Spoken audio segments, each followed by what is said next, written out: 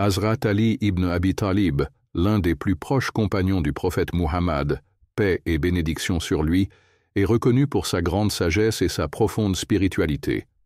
Mais au-delà de ses actes courageux sur le champ de bataille et de son rôle en tant que calife, Ali portait en lui un secret d'une portée incommensurable, un savoir transmis directement par le prophète. Ce secret, d'une profondeur inimaginable, n'était pas destiné à être simplement gardé dans le silence, mais plutôt à être compris et partagé avec ceux qui étaient prêts à recevoir cette sagesse. Le prophète Muhammad, en qui Allah avait révélé une lumière parfaite, aurait confié à Ali un savoir mystique, un trésor spirituel qui allait bien au-delà des connaissances exotiques et des simples principes de la religion. Ali, conscient de la charge lourde et divine qui pesait sur lui, aurait éprouvé un besoin irrépressible de libérer ce savoir. Dans un élan de pureté et de recherche de la vérité, il aurait crié ce secret dans un puits. C'est là que, selon la tradition, la première note de la flûte de roseau, le ney, aurait résonné à travers le monde. Le ney, instrument emblématique de la musique soufie, est souvent associé à la quête spirituelle, aux souffrances intérieures et à l'appel divin. Il symbolise le cri silencieux de l'âme, qui cherche à retrouver son origine divine, tout comme Hazrat Ali l'a fait en criant dans le puits. Ce geste est d'une profonde symbolique. Le secret prophétique que Hazrat Ali a reçu n'était pas destiné à être compris par tout le monde. Il faisait partie de la sagesse cachée qui transcende le monde matériel et touche directement l'âme. Cette histoire nous rappelle que la connaissance spirituelle véritable n'est pas simplement une question d'apprentissage intellectuel, mais un savoir qui exige de la pureté, de la patience et une dévotion totale envers Allah.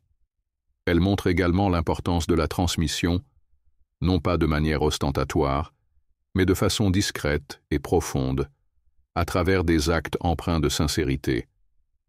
Comme il est mentionné dans la sourate Al-Jumu'ah, il est celui qui a envoyé parmi les illettrés un messager de parmi eux, pour leur réciter ces versets, les purifier et leur enseigner le livre et la sagesse. 62.2. Cette sagesse, tout comme celle qui a été confiée à Hazrat Ali, dépasse le simple enseignement extérieur et touche le cœur même de l'humanité. Le secret prophétique, ainsi transmis, continue de résonner à travers les âges, tout comme le son du ney qui nous rappelle le lien éternel entre l'humanité et le divin. La relation entre Hazrat Ali ibn Abi Talib et le prophète Muhammad, paix et bénédiction sur lui, dépasse le cadre familial ordinaire. En tant que cousin et gendre du prophète, Ali n'était pas seulement un membre de la famille, mais aussi l'un des plus proches et des plus dévoués compagnons du prophète. Dès son plus jeune âge, il a eu l'honneur de grandir dans la maison du prophète, un lieu empreint de lumière divine et de sagesse incommensurable. C'est dans ce sanctuaire spirituel que son cœur s'est formé, recevant les enseignements les plus purs et les plus profonds du messager d'Allah. Le prophète Muhammad, dans de nombreuses occasions, a désigné Hazrat Ali comme son frère spirituel. Ce lien était bien plus qu'une simple fraternité biologique. Il symbolisait une unité spirituelle indestructible, fondée sur la foi, la dévotion et un amour profond pour Allah. Ali ne se contentait pas d'être un simple compagnon. Il était un pilier de soutien, un exemple de courage et de sagesse, prêt à défendre la vérité à tout prix. Il a embrassé l'islam à un âge très jeune, devenant ainsi le premier enfant à répondre à l'appel divin. Ce geste de foi précoce témoignait non seulement de son engagement, mais aussi de sa compréhension instinctive de la mission divine du prophète. Un moment marquant dans l'histoire de l'islam est celui où, lors d'un repas avec sa famille, le prophète Muhammad a demandé qui parmi eux accepterait de le soutenir dans la mission qu'Allah lui avait confiée. Alors que la famille était réunie, c'est Ali, encore adolescent, qui se leva seul, répondant fermement à l'appel du prophète. Ce geste fut un acte de dévouement total et d'engagement envers la cause divine. Hazrat Ali, bien qu'un jeune homme à l'époque, manifesta une fidélité et une détermination qui n'ont jamais faibli au fil du temps. Le lien spirituel entre le prophète et Ali était si fort qu'il était souvent qualifié par le prophète lui-même de « mon frère dans cette vie et dans l'au-delà ». Ce lien transcendait les simples relations familiales et devenait un modèle de foi et de dévouement. Ali n'était pas seulement un homme de guerre. Il était un exemple vivant de la sagesse prophétique, appliquée dans chaque action de sa vie. Son engagement envers le prophète allait au-delà de l'obéissance. C'était un amour profond et un respect qui formaient la base de leur relation. Comme le dit le Coran dans la sourate Al-Ahzab, le prophète est plus proche des croyants que leurs propres âmes. 33, 6. Cette proximité est incarnée dans la relation d'Ali avec le prophète, qui illustre l'importance de la loyauté et de la foi dans la mission divine. Ali était celui qui, dans ses moments de doute et de lumière, n'a jamais hésité à suivre la voie tracée par le prophète, une voie de vérité, d'honneur et de sacrifice. La hijra, l'émigration du prophète Muhammad, paix et bénédiction sur lui, de la Mecque à Médine, est l'un des moments les plus significatifs de l'histoire islamique. Elle représente non seulement un tournant stratégique, mais aussi un acte de foi et de dévouement absolu envers Allah. Ce moment, marqué par le danger et la persécution, a vu Hazrat Ali incarner un courage et un sacrifice qui continuent d'inspirer les musulmans à travers les âges. Lorsque les complots des Mécois ont atteint leur apogée et que des assassins ont été envoyés pour tuer le prophète, un plan audacieux a été mis en place. Le prophète, bien qu'en danger de mort, devait quitter la Mecque pour protéger sa vie et poursuivre sa mission divine. Mais, en dépit de cette urgence, une mission supplémentaire attendait Hazrat Ali, assurer la sécurité des biens confiés au prophète par les Mécois. Ces biens, appartenant à divers commerçants et individus, étaient sous la garde du prophète, et leur restitution faisait partie des responsabilités du messager d'Allah.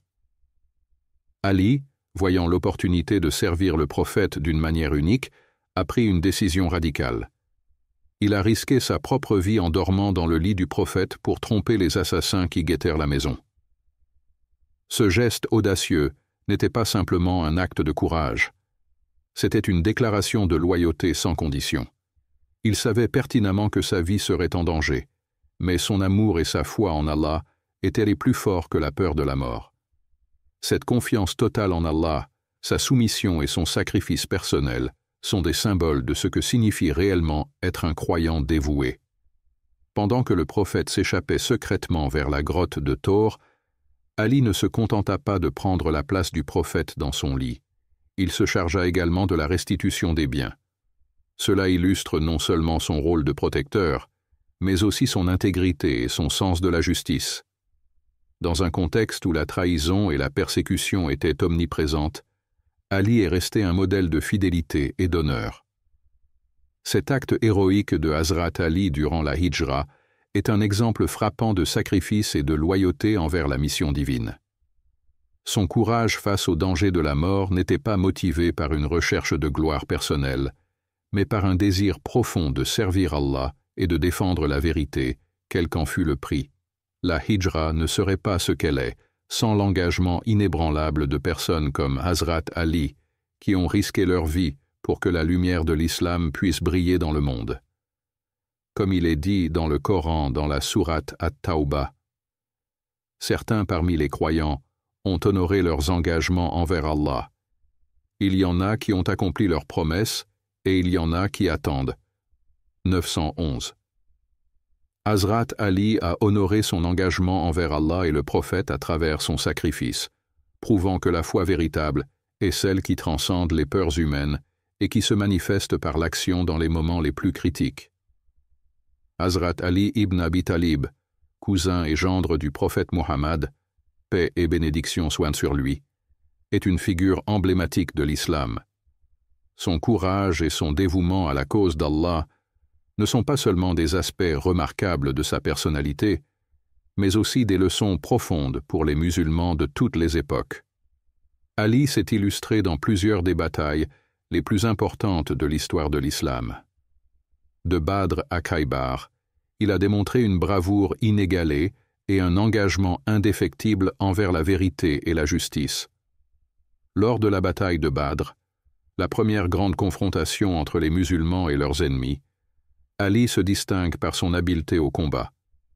Il terrassa de nombreux guerriers adverses, et sa force physique, combinée à son esprit stratégique, joua un rôle clé dans la victoire décisive des musulmans. À Uhud, bien que les musulmans aient souffert de pertes, la présence d'Ali et son rôle dans la protection du prophète, paix et bénédiction soient sur lui, ont été essentiels dans les moments de crise. Cependant, l'un des moments les plus marquants de la vie de Hazrat Ali reste la bataille de Khaybar. Cette bataille a été un tournant décisif pour les musulmans, car elle marquait la conquête d'une forteresse puissante détenue par les Juifs de Khaybar. Après plusieurs tentatives infructueuses, le prophète Muhammad, paix et bénédiction soient sur lui, annonça qu'il remettrait la clé de la victoire à un homme qu'il aimait, un homme aimé d'Allah et de son messager. Cet homme était Hazrat Ali, qui, malgré une maladie oculaire qui l'avait affaibli, accepta le défi. Dans un acte de foi et de détermination, Ali se lança dans la bataille et réussit à renverser la grande porte de la forteresse de Khaybar. Cette victoire, qui semblait impossible au départ, marqua une étape décisive dans l'expansion de l'islam. Non seulement il démontra une force physique impressionnante, mais aussi un courage spirituel et moral, affirmant sa place en tant que défenseur de la justice et de la vérité.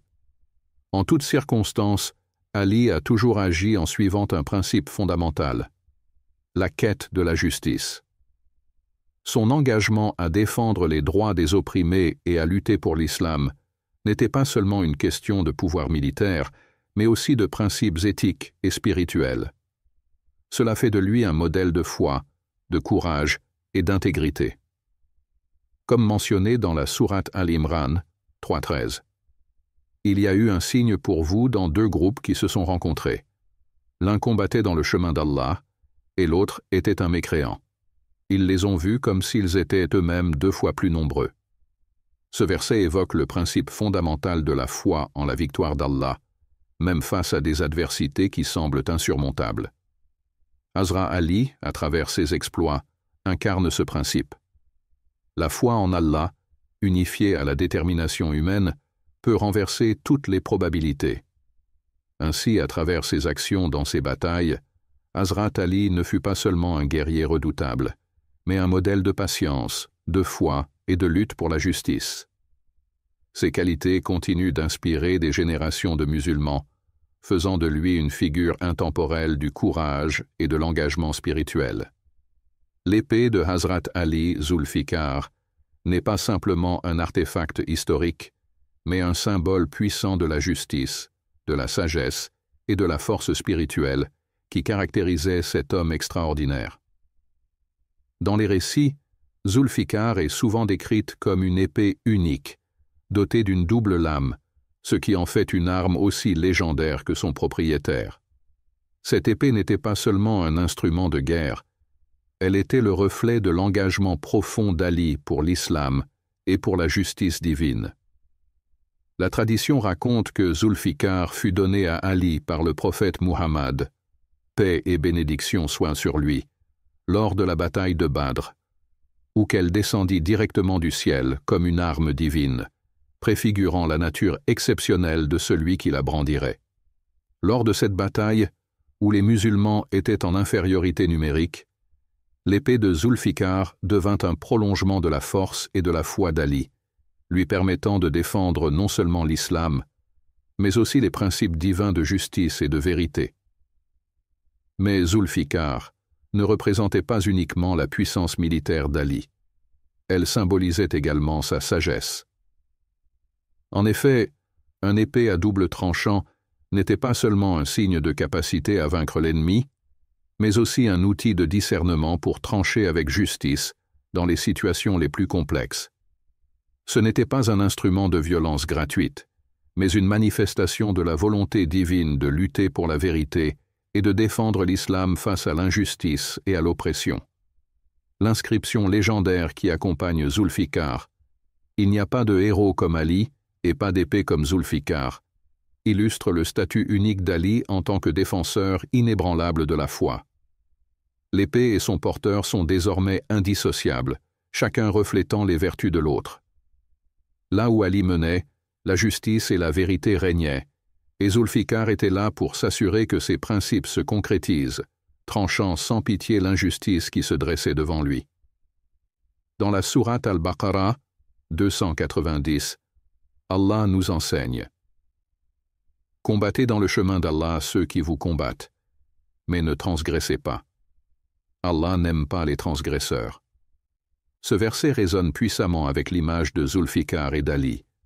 La lutte dans le chemin d'Allah est un acte de foi, mais il doit toujours se faire dans les limites de la justice et de la droiture. Comme le montre Ali, la vraie force ne réside pas uniquement dans le combat, mais dans la capacité de maintenir la justice, même au milieu de la guerre. Ainsi, Zulfikar incarne non seulement le courage et la puissance, mais aussi un principe fondamental de la foi islamique. La guerre pour la justice est légitime, mais elle doit toujours être guidée par les plus hauts idéaux de sagesse et de moralité. Ali, avec son épée légendaire, demeure un modèle de ce principe vivant. Le mariage entre Hazrat Ali et Fatima Zahra, la fille bien-aimée du prophète Muhammad, paix et bénédiction soient main sur lui, est l'un des événements les plus significatifs de l'histoire islamique. Cette union, bien qu'elle se soit déroulée dans la simplicité matérielle, fut empreinte de bénédictions divines et de profondes valeurs spirituelles. Fatima et Ali incarnaient l'idéal d'un couple modèle dont l'amour mutuel était ancré dans la piété, la dévotion à Allah et la sincérité de leur engagement l'un envers l'autre. Le prophète Muhammad, paix et bénédiction soient sur lui, a non seulement béni leur mariage, mais a également été un témoin direct de la beauté de cette union. Leur mariage n'était pas fondé sur des biens matériels ou des considérations extérieures, mais sur la foi, le sacrifice et l'amour pour Allah.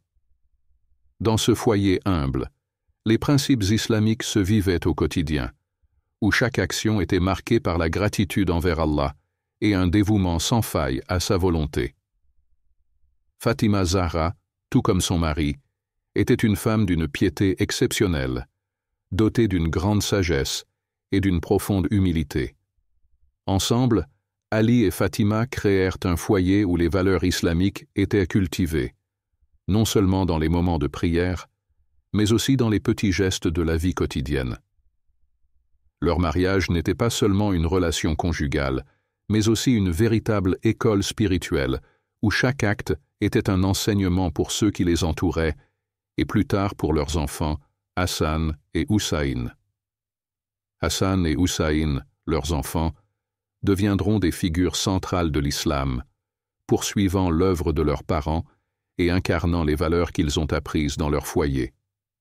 Leur héritage, empreint de foi et de sacrifice, continue de guider les musulmans à travers les générations. Leur exemple, tout comme celui de leurs parents, montre que l'amour véritable dans une famille ne réside pas dans les possessions matérielles, mais dans le dévouement à Allah et le service des autres.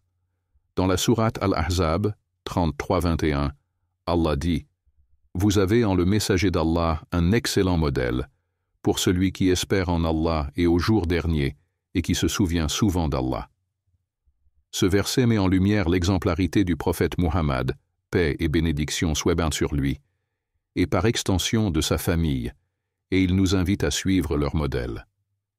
Le mariage d'Ali et Fatima est une illustration parfaite de ce modèle de vertu, d'humilité et de piété. Leur foyer, comme une école spirituelle, enseigne à chaque musulman que la véritable richesse se trouve dans l'amour pour Allah et dans la construction d'une famille fondée sur les principes divins. Ainsi, leur union incarne l'idéal de la famille musulmane, où l'amour pour Allah et la quête de la justice et de la vérité sont les véritables fondations de la vie familiale. Hazrat Ali était bien plus qu'un guerrier légendaire. Il était un homme de sagesse profonde et de discernement spirituel. Son intelligence et sa compréhension des principes divins faisaient de lui une référence inébranlable en matière de théologie et de philosophie islamique. Ses sermons, compilés dans le Nahj al-Balagha, sont une véritable mine de connaissances et continuent d'éclairer les musulmans et les chercheurs de vérité à travers les siècles. Ali n'était pas seulement un homme de foi, mais un guide spirituel dont les enseignements transcendent les âges et les époques. L'une des valeurs fondamentales qu'Ali enseignait était la patience. Pour lui, la patience n'était pas simplement une vertu, mais un pilier sur lequel reposait la force intérieure du croyant. Il comprenait que la vie, avec ses hauts et ses bas, exigeait un équilibre profond entre l'action et la réflexion, entre la persévérance et la soumission à la volonté d'Allah. Ali ne voyait pas la patience comme un fardeau, mais comme une forme de sagesse divine, un moyen de grandir spirituellement dans les épreuves et d'apprendre à se rapprocher d'Allah. La justice était également au cœur de son enseignement. Ali disait « La justice est l'élément fondamental sur lequel repose l'équilibre de l'islam. Sa capacité à rendre des jugements équitables, même dans les moments les plus difficiles, fait de lui un modèle de conduite pour toute la communauté musulmane. La justice d'Ali ne se limitait pas à la simple application de la loi, mais était imprégnée d'une sagesse divine qui cherchait toujours à protéger les droits des opprimés et à défendre la vérité, même contre ceux qui étaient les plus puissants. Sa foi inébranlable en Allah est l'un des aspects les plus frappants de sa personnalité. Ali disait « Si le voile de l'invisible était levé, ma certitude n'augmenterait pas. » Cette parole reflète la profondeur de sa foi. Peu importe les défis auxquels il faisait face, sa certitude en la vérité divine était totale. Il ne se laissait pas ébranler par les incertitudes ou les difficultés de ce monde. Au contraire, sa foi était une source inépuisable de force et de détermination. Pour lui, la certitude en Allah ne dépendait pas de ce qu'il voyait avec ses yeux, mais de ce qu'il savait au plus profond de son cœur. Dans la sourate Al-Ahqaf, 46-13, il est dit « Certes, ceux qui disent « Notre Seigneur est Allah », puis se maintiennent fermes, il n'y a pas de crainte sur eux, et ils ne seront point affligés. » Ce verset évoque la stabilité et la paix intérieure qui viennent avec une foi inébranlable en Allah, une foi que Hazrat Ali incarnait pleinement dans ses paroles et ses actions.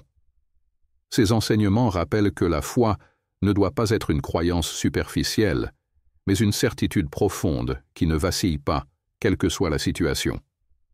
La sagesse d'Ali et ses enseignements sur la patience, la justice et la foi continuent d'inspirer les musulmans, les chercheurs de vérité et les mystiques, qui trouvent dans ses paroles une lumière dans les ténèbres de ce monde.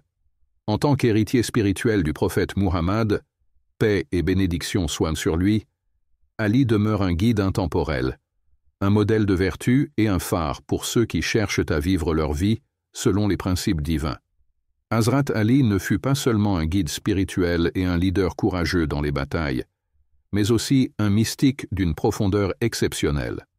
À travers sa connexion intime avec Allah et son savoir ésotérique, il possédait une connaissance des réalités invisibles qui le distinguait même parmi les plus grands sages de son époque. Cet aspect mystique de sa personnalité, souvent caché aux yeux de la majorité, faisait de lui un être en parfaite harmonie avec les mystères de la création. Ali était initié à des vérités profondes, à des secrets que peu de gens sur terre pouvaient percevoir, et il a partagé ses révélations non seulement par ses actes, mais aussi à travers ses paroles pleines de sagesse. Le prophète Muhammad, paix et bénédiction soient sur lui, lui-même l'a transmis ses connaissances secrètes, faisant d'Ali non seulement un héritier spirituel de l'islam, mais aussi un véritable maître dans la compréhension des mystères de l'univers et des lois invisibles qui régissent la création.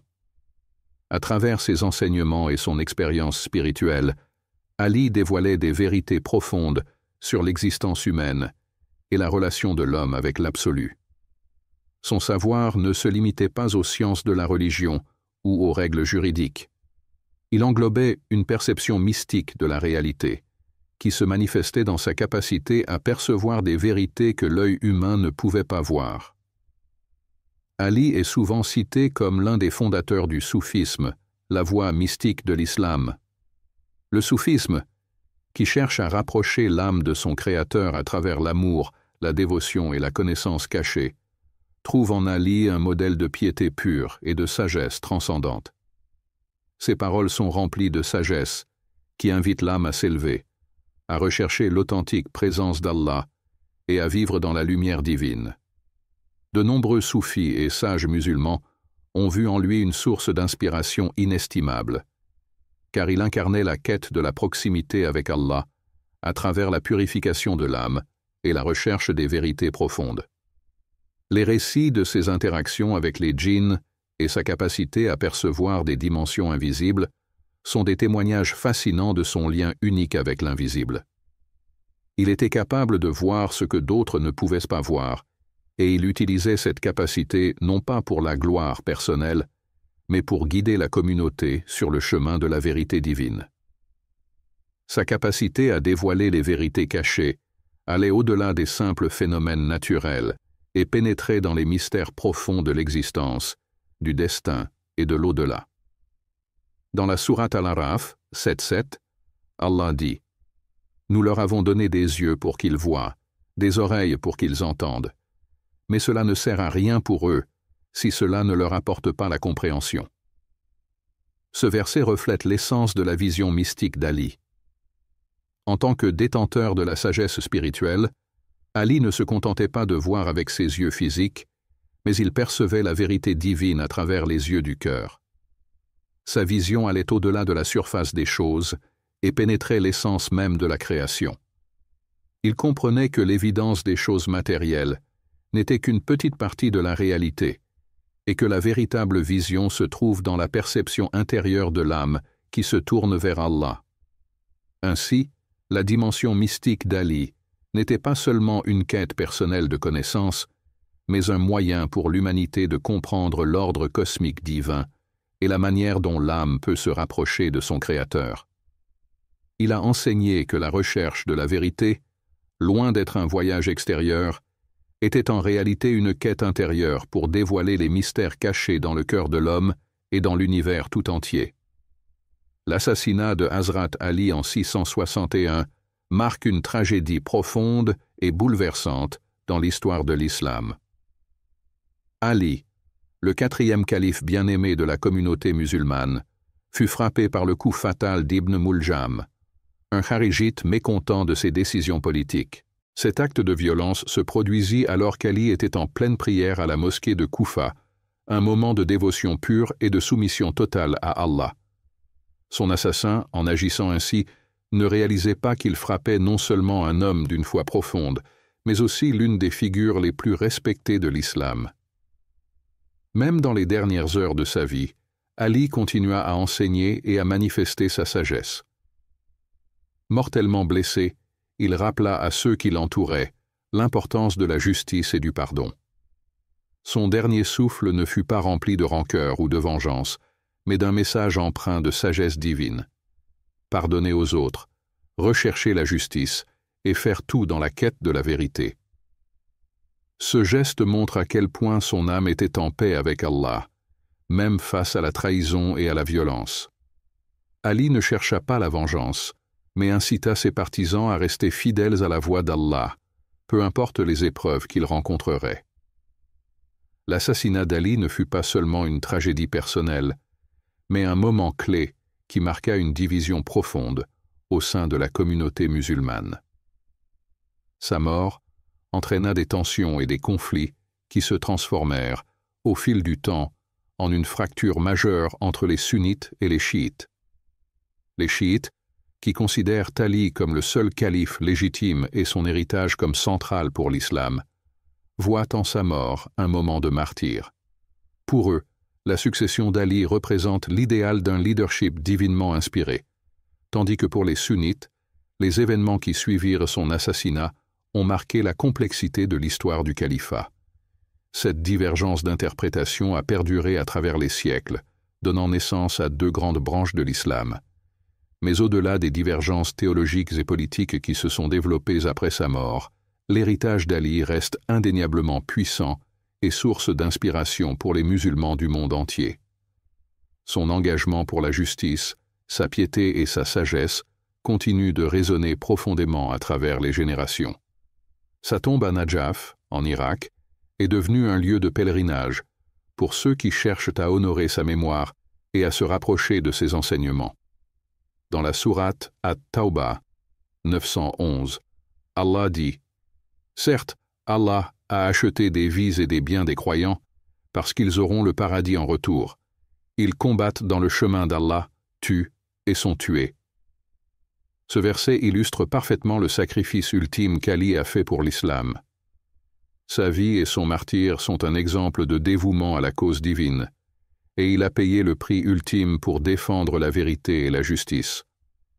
Comme un martyr dans le chemin d'Allah, Ali incarne l'ultime sacrifice pour la cause de la foi, et son héritage demeure une source infinie de lumière pour tous ceux qui cherchent à vivre selon les principes divins. L'assassinat d'Ali ne fut pas une fin, mais plutôt une continuation de son héritage spirituel, un appel à la justice, au pardon et à la paix, même dans les moments les plus sombres.